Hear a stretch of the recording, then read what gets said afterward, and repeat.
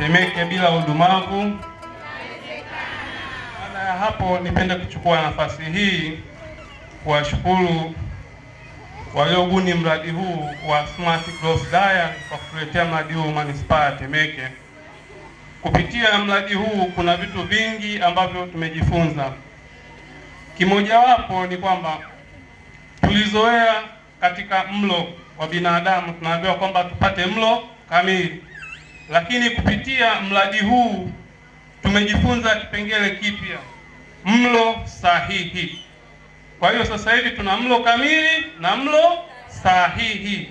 Kwa kutumia programu hii mtu unaweza ukapata mlo sahihi.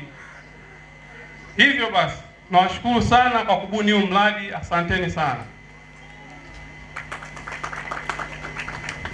Pia nipende kuzungumzia swala la udumavu. Nimeona tumemzungumzia mtoto, lakini udumavu hausababishwi na mtoto. Tunasema kwamba kitu bora huzalishwa kutoka kwenye kitu bora. Hivyo basi lishe bora kwa baba mama inasaidia kuzuia udumavu kwa watoto. Hivyo basi kwa kuangalia siku 1000 za mtoto ambazo zinaanzia siku mimba ilipotungwa mpaka mtoto anapofikisha miaka 2, tunapaswa kuzingatia lishe ya baba, lishe ya mama na lishe ya mtoto kwa ujumla inazingatiwa kwa kupata mlo kamili na mlo sahihi. Tunapotaka kutokomeza udumavu katika manispaa yetu ya Temeke, ni lazima tuangalie kisababishi kikubwa ni nini. Ni sisi wazazi wa wale watoto. Kama mzazi atakuwa na lishe duni, matokeo yake itakuwa ni kutoa kitu kilicho duni, kwa maana kwamba watoto watakaozaliwa watakuwa na udumavu.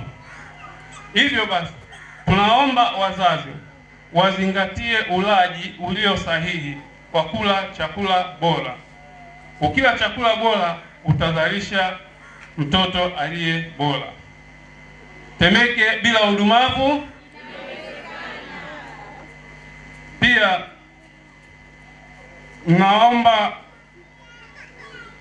madaktari na wauguzi tuendelee kuwaelimisha wazazi na walezi wanaokuja vituoni kwetu kuhusiana na ulaji ulio bora na ulio sahihi, na tunaomba mjitahidi sana katika swala hili la utokomezaji wa udumavu katika manispaa yetu ya Temeke. Zaidi ya yote, niwaombe watu wa Smart Growth Diary waongezee kipengele cha lishe ya baba na mama ili tuweze kutoa product iliyo bora. Asante.